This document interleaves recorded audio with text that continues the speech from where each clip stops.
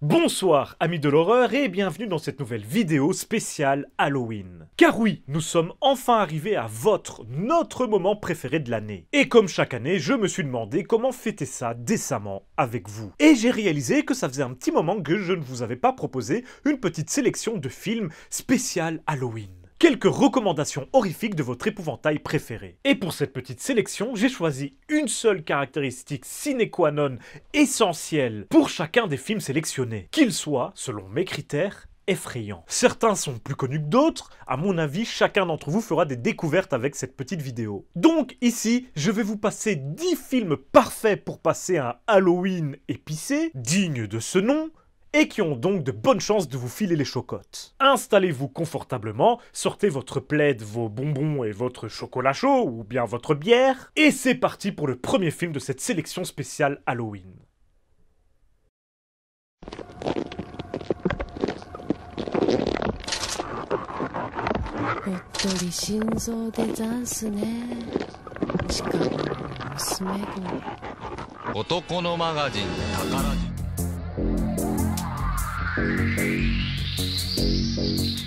Commençons avec un gros morceau, un film devenu culte grâce à sa réputation purement terrifiante, venu tout droit du pays des kaiju et surtout des Onryo, l'un des meilleurs représentants de la J-horror moderne, j'ai nommé Ju-On The Grudge, la deuxième version de Ju-On réalisée par Takashi Shimizu avant celle qui sera produite par Sam Raimi en 2004. Et c'est probablement la plus effrayante des trois, sans prendre en compte leurs suites respectives dans ce nombre, je précise. Vous connaissez probablement toutes et tous son intrigue. Une maison japonaise qui a connu un crime horrible et à l'issue atroce est désormais maudite. Chaque fois qu'une personne y mettra un pied, il deviendra une cible, principalement pour deux fantômes extrêmement agressifs et hostiles, Kayako et Toshio, devenus depuis des icônes du cinéma d'horreur japonais qui les poursuivront jusqu'à les tuer, de façon souvent pour le moins effrayante. Mais au-delà de la peur bien réelle provoquée par ce Ju-On The Grudge, c'est avant tout un authentique film expérimental. Preuve du talent et de l'ambition artistique indéniable de Takashi Shimizu. Temporalité mélangée et éclatée qui influence la narration, exploration à titre cinématographique de la maison hyper poussée et ingénieuse, utilisation inventive du format vidéo dans lequel le film est tourné, bref, Ju-On The Grudge est super efficace parce qu'il n'est pas juste un film effrayant. C'est une œuvre très complète, très riche et à la mise en scène en fait tout simplement expérimentale. Mais surtout, Kayako et Toshio sont à l'origine des cauchemars de bon nombre de spectateurs de plusieurs générations et je ne pouvais pas vous faire cette vidéo sans mentionner cette perle de l'épouvante. Ju-On The Grudge, c'est incroyable. Hey, Mr. Potato Head! What do you got for us? 2 new Mr. Potato Head toys. Donald, stop! Those are the clowns! Each with Mr. Potato Head. Take all the parts and put them together. Where do the noses go? Where noses belong. Forget Bulldog. Donald's almost Donald. Shut your mouth. Mr. Potato Head, where's your other ear? It's over here.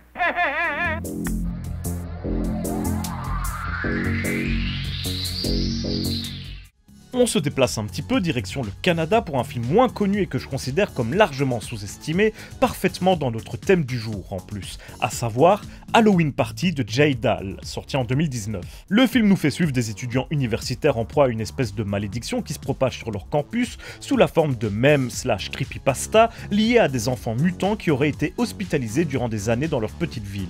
Pas la peine que je vous en dise plus sur l'intrigue elle-même qui n'est pas très intéressante en soi, même si le mystère qui entoure nos antagonistes est tout de même un petit peu intriguant. Halloween Party commence comme un high concept à la Blumhouse, Smile et autres Countdown, pour la plupart des œuvres guère inspirées en dehors de leur idée de départ avec un petit côté saut ou torture porn gentillet en plus, mais très vite, il prend une toute autre tournure lorsque les antagonistes sont démasqués. Ceux-ci sont très efficaces, aussi bien dans leur apparence que dans leur façon d'être hostiles, en plus d'être assez originaux. Et Jay Dahl se permet même quelques bonnes idées visuelles et de mise en scène pour provoquer une certaine tension. Si Halloween Party n'est pas un chef-d'œuvre, il est par moments très efficace et je serais très heureux d'apprendre qu'il aura plu même à un seul d'entre vous. Voire même qu'il l'aurait effrayé, pourquoi pas. Did I scare you? Well, if you really want to be frightened, call me at 1-900-909-3344. I'll tell you a different spooky story every day. Unless you're afraid of monsters, vampires, and ghosts.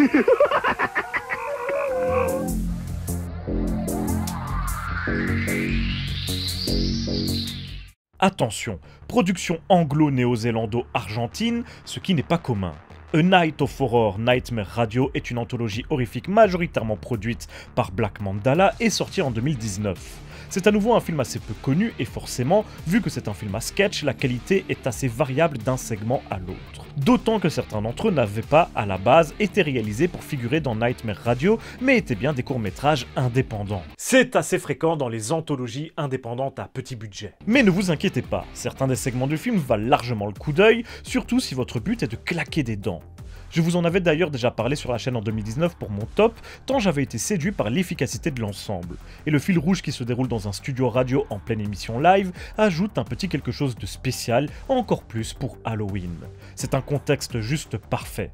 Alors, si vous êtes prêt à fermer les yeux sur la qualité un peu en deçà de 2 ou 3 des segments proposés pour apprécier pleinement celle beaucoup plus haute des meilleurs d'entre eux, vous pourriez avoir quelques bonnes surprises. À regarder avec des pop-corn et du Dr Pepper, oui monsieur.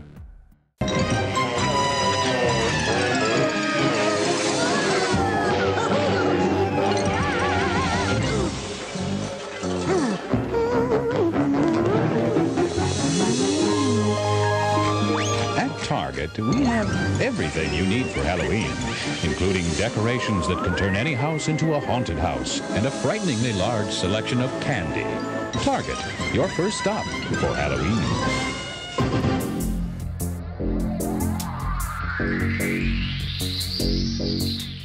Une fois n'est pas coutume, retour au Canada pour un film d'horreur un peu plus connu, que beaucoup d'entre vous connaissent déjà et souvent apprécient. Il s'agit d'un found footage, procédé toujours populaire au sein des fans d'épouvante, et pas l'un des moindres, puisque Grave Encounters des Vicious Brothers, ça ne s'invente pas, sorti en 2011, est certainement l'un des plus effrayants d'entre eux.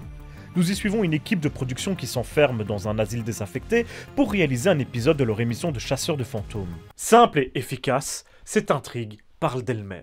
Vous y trouverez à peu près tout ce que vous attendez d'un film de ce genre, donc si c'est le type d'horreur qui vous plaît, foncez, car à nouveau, c'est l'un de ses meilleurs représentants. Certaines images, et en particulier celle d'une scène bien précise, sont hyper efficaces et sont même rentrées dans l'inconscient collectif comme des plans cultes du cinéma d'horreur et sont vectrices à la fois d'une tension quasi omniprésente et de certains jumpscares marquants.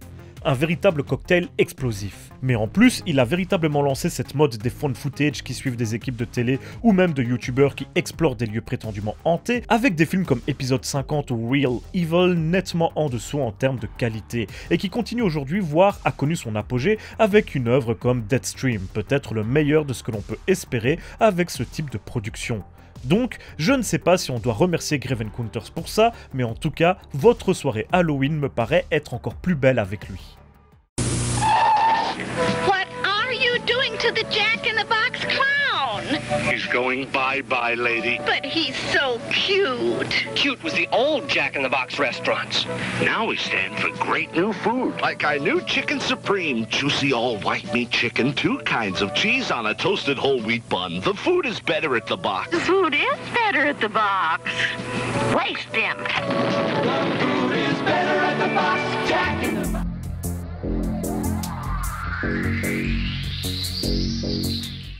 Retour en Asie, mais vers un pays qu'on évoque moins quand on parle de cinéma d'horreur, la Thaïlande.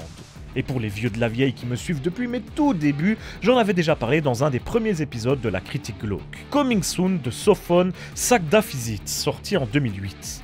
Un petit bijou de cette vague tardive de films asiatiques inspirés de la J-horror, dont on peut parfois avoir encore quelques représentants ici et là de nos jours. Nous y suivons les employés d'un cinéma qui s'intéresse à un film d'épouvante, qui s'apprête à sortir en salle et qui raconte l'histoire d'une vieille sorcière qui enlevait et tuait des enfants de façon abominable. Seulement, chaque personne qui regarde le film semble ensuite devenir la cible du fantôme de cette vieille horrible, et ce, dans la vraie vie. Nos héros vont alors mener leur enquête sur les événements dépeints par le long métrage, présentés comme des faits réels. Une malédiction bien J-horror dans l'idée, un antagoniste horrible, vraiment, quelques idées aujourd'hui clichés et d'autres bien efficaces. Coming Soon est fortement ancré dans un contexte cinématographique très identifiable. En plus, il y a un côté méta hyper prenant et pertinent dans le film, avec le mélange entre la réalité de nos personnages et celle du long métrage fictif à l'origine de la malédiction. D'où vient ce fantôme? Du film lui-même ou de l'événement qu'il adapte? Puis, vraiment, la maison de la vieille, le traitement qu'elle inflige aux enfants, et surtout, ses apparitions dans la réalité, avec des gimmicks et certains poncifs qui n'étaient à l'époque pas aussi récurrents qu'aujourd'hui, tout cela est vraiment terrifiant. Ça avait été un choc à l'époque où je l'ai découvert et je suis heureux de vous le recommander pour une bonne soirée de Halloween. Simplement, il est peut-être un petit peu difficile à trouver. Bonne chance. What strange creatures are lurking in the night? Oh, Skullface! Mummyface too! Oh, Ghoulface! What a frightful sight! Yes, Mom, this Halloween your kids can have fun creating their own scary disguise with Kooky Spooks makeup. They just smear it on. When the makeup dries, it cracks to make them look really old and ghoulish. Add in the sheet and the costume's complete. Kooky Spooks makeup kits, 6 frightening disguises to choose from.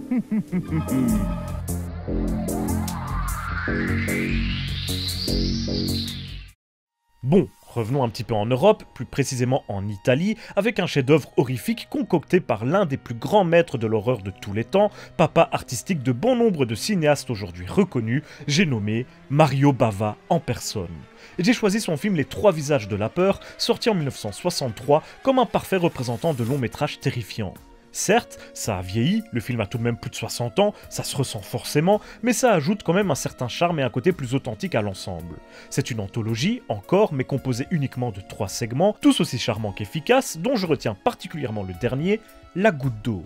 Pour la petite histoire perso, mon propre père avait été terrifié par ce segment lorsqu'il l'avait découvert enfant à la télévision. Mario Bava est un maître et ça se ressent tout du long. Le segment de la goutte d'eau est très bien pensé et son nom vient du bruit qui annonce l'arrivée de notre fantôme à la recherche d'une bague désormais détenue par une infirmière qui ne se doute de rien. Cette idée, simple sur le papier, est l'essence même de l'horreur gothique à l'italienne. Un son du quotidien tout à fait banal, mais qui a un petit quelque chose d'angoissant, est associé à l'arrivée du surnaturel dans une certaine routine et en devient proprement terrifiant, cauchemardesque. Et même si, encore une fois, Les Trois Visages de la Peur a vieilli, c'est un tel monument, il est si bien réalisé qu'il mettra forcément un peu de la noirceur recherchée dans votre nuit de Halloween. Tentez le coup. ジオン開発工場では量産型モビルスーツの最終テストが繰り返されていた RX78 ガンダムパーフェクトコレクション機動戦士ガンダムバンダイのプラモデル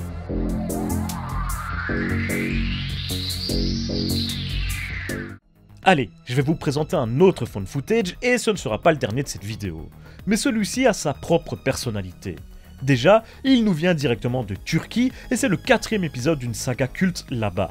Je vous parle bien de Dabe 4, Shin Karpmachi, renommé Dabe 4 de Possession dans pas mal de pays à l'étranger, réalisé en 2013 par Hassan Karakadag, et qui était même sur Netflix fut un temps. Nous y suivrons Kubra, une jeune femme qui, juste avant son mariage, se retrouve possédée par un démon, ce qui est avéré par sa meilleure amie, pourtant psychologue. En cherchant un moyen de la sauver, elle tombe sur un village perdu en pleine campagne turque dont l'imam, Farouk, est un spécialiste en exorcisme. Ils vont donc, tous ensemble, performer des rituels tous plus inhabituels et choquants pour tenter d'extirper le démon de Kubra. Sauf que celui-ci est un sacré coriace et qu'il ne compte pas se laisser faire. Les films d'Abe sont toujours des films de possession à la turque, qui remplacent toute l'imagerie catholique habituelle par une imagerie musulmane. Ça change déjà, mais en plus ces films se montrent très inventifs pour pouvoir créer la tension ou l'angoisse, voire même le choc. Et à mon avis, Dabe 4 est le meilleur et le plus marquant de toute la franchise. Ce village est angoissant au possible, les rites pratiqués par Farouk sont à classer dans de l'authentique folk horror, sont même parfois gore, et bref, visuellement, croyez-moi, c'est impactant. Dabe 4, c'est un florilège furieux d'horreur bien corsée. I know a place that's peaceful and quiet, a place where animals play. It's called the forest, but every year we start forest fires. A careless match, a cigarette, and poof, fire.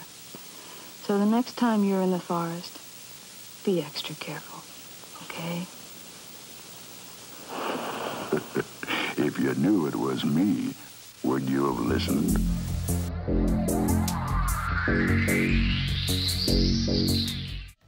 Bon, un film un petit peu plus connu cette fois, mais pas assez considéré comme un véritable classique horrifique à mon goût.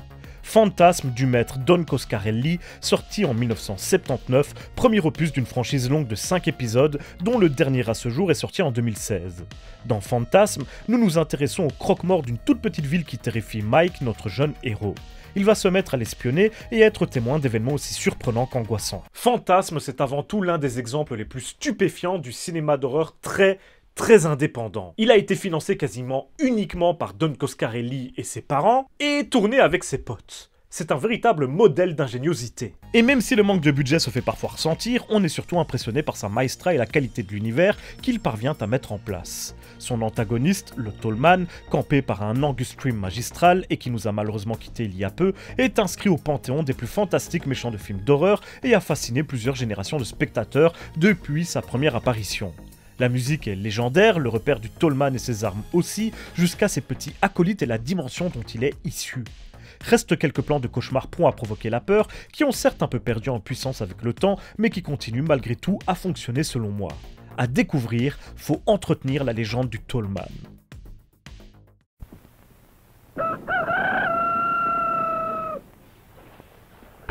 Breakfast! I'm hungry!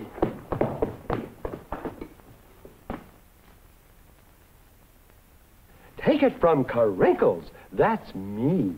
The best breakfast under the big top is Post Sugar Rice Carinkles. So crinkly, so delicious, so different. Each grain of rice in Sugar Rice Carinkles is carinkled with honey and sugar. So you crinkle on down to the store for Post Sugar Rice Carinkles, the greatest cereal treat on earth.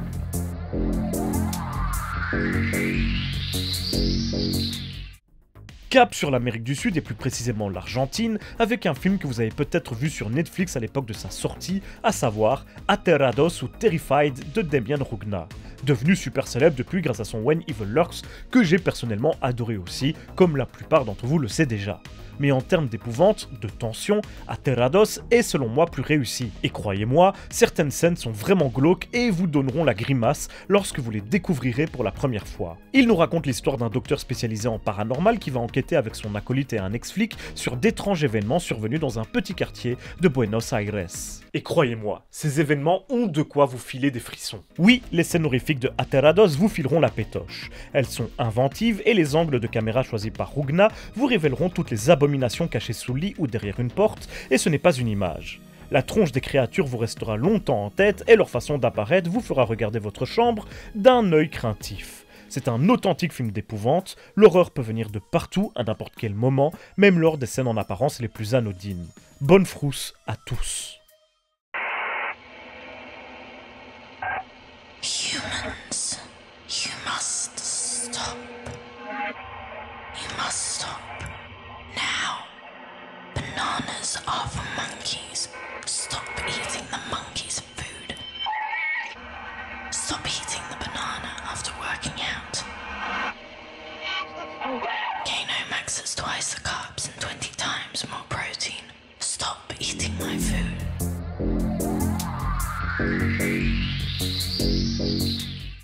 Dernier film de cette sélection est peut-être le moins connu de tous, puisque tout simplement jamais sorti chez nous.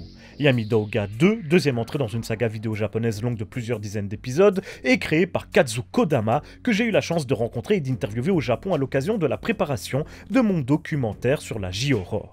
D'ailleurs, je vous rassure, le projet est toujours en cours, je ne vous ai pas oublié, mais il a pris pas mal de retard, notamment, et c'est complètement ma faute, parce que j'ai une opportunité d'interviewer, si tout se passe bien, je croise les doigts, Junji Ito en août 2025, et voilà, je peux pas m'empêcher, je dois l'inclure dans ce projet. J'espère que vous partagerez mon opinion là-dessus. Dites-moi ce que vous en pensez, les commentaires sont là pour ça. Les films Yamidouga suivent tous la même structure. Ce sont des anthologies réalisées en found footage et compilées sous la forme de faux documentaires qui nous proposent des prétendues véritables vidéos surnaturelles. Certaines sont très courtes et semblent anodines, d'autres sont beaucoup plus longues et complexes, mais toutes se veulent hyper réalistes, histoire de nous y faire croire au maximum. Ce genre de vidéo est toujours très populaire au Japon et des sagas comme les Yamidouga, il y en a pas mal, depuis les années 90 et jusqu'à aujourd'hui, et sont issus de magazines qui recueillaient déjà des témoignages d'événements surnaturels encore avant. Mais Yamidouga est à mon avis l'une des plus marquantes et le deuxième opus est particulièrement terrifiant à mon sens. Mais honnêtement, regardez à peu près n'importe lequel des épisodes pour votre soirée Halloween, ça fera bien le taf. Essayez d'apercevoir le fantôme avant que le journaliste ne vous l'indique, à grand renfort d'effets télévisuels très nippons, et parfois, ces apparitions vous glaceront le sang. Vous n'oserez peut-être pas regarder par la fenêtre après ça, de peur d'y voir un visage blafard vous observer. Et voilà pour ma sélection de 10 films effrayants parfaits pour Halloween. Vous en trouverez bien un qui vous conviendra, j'en suis sûr. Et si jamais c'est pas le cas, En bonus, sachez que j'ai sorti mon essai vidéo Meatball Machine Dissection consacré à la saga japonaise Meatball Machine directement sur FreaksOn. Et il est pour le moment disponible gratuitement, ainsi que toute une flopée de films issus des catalogues Sushi Typhoon et Media Blaster, dont je vous parle fréquemment sur la chaîne. C'est donc gratuit pour une durée limitée sur FreaksOn, pour le moment, donc foncez, mais pour les plus paresseux d'entre vous, sachez que je le sortirai sur ma chaîne dans quelques semaines, tout au plus, avec quelques petites modifications très probablement. Et si même là ça ne suffit pas, n'hésitez pas à faire vos propositions de films effrayants en commentaire, histoire que les autres puissent en profiter aussi. C'est tout pour moi, j'espère que cette vidéo vous aura plu. Dans tous les cas, nous, on se retrouve très bientôt pour une prochaine vidéo. Et d'ici là, surtout n'oubliez pas, si vous avez peur, c'est que vous êtes toujours en vie, et joyeux Halloween.